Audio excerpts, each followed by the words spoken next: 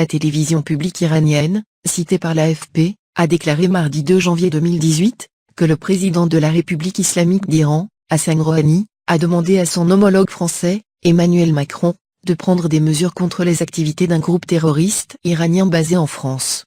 D'après le dirigeant iranien, cette organisation serait impliquée dans les récentes manifestations qui ont eu lieu dans le pays. Hassan Rouhani a déclaré lors d'une conversation téléphonique: « Nous critiquons le fait qu'un groupe terroriste ait une base en France, agisse contre le peuple iranien et encourage la violence. Nous attendons du gouvernement français qu'il agisse contre ce groupuscule terroriste. » Selon l'AFP, le président iranien parle des Moudjahidines du peuple, groupe que les autorités iraniennes qualifient d'hypocrites, les accusant d'alimenter les violences et d'être en relation étroite avec l'Arabie Saoudite, rivale régionale de l'Iran.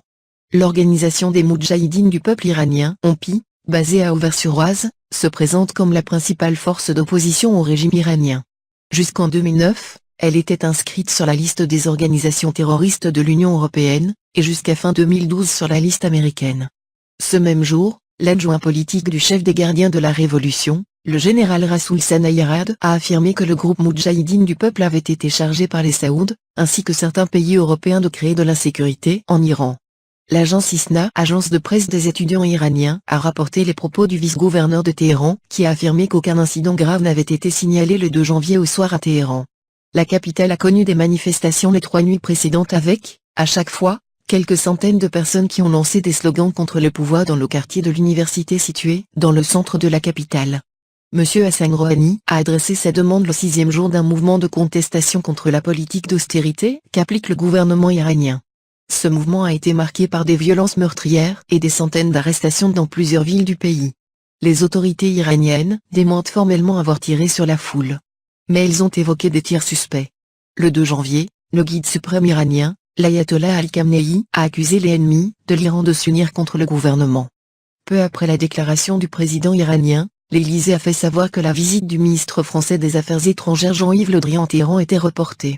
Plus tôt, Jean-Yves Le Drian avait exprimé dans un communiqué sa préoccupation face au nombre important des victimes et des arrestations lors du mouvement de contestation, le plus important depuis 2009. Cette position a ensuite été relancée par Emmanuel Macron lors d'un entretien téléphonique avec Hassan Rouhani. Le dirigeant français a notamment appelé à la retenue et à l'apaisement. Les autorités françaises suivent avec attention la situation en Iran. Le droit de manifester librement est un droit fondamental. Il en va de même de la libre circulation de l'information. Ces questions, comme de manière générale le respect des droits de l'homme, seront au cœur de nos échanges avec les autorités iraniennes dans les prochaines semaines, a ajouté le Quai d'Orsay. La visite de Jean-Yves Le Drian, pour laquelle une nouvelle date sera trouvée selon l'Élysée, doit préparer celle d'Emmanuel Macron, qui a annoncé mi-octobre son intention de se rendre en Iran en 2018. La demande du président iranien est tout à fait légitime dans la mesure où ce groupe, classé sur la liste terroriste par l'Union européenne et les USA, réside sur notre territoire. La France doit aider l'Iran en prenant les mesures qui s'imposent afin de préserver la stabilité d'un pays bien engagé dans la lutte contre le terrorisme international.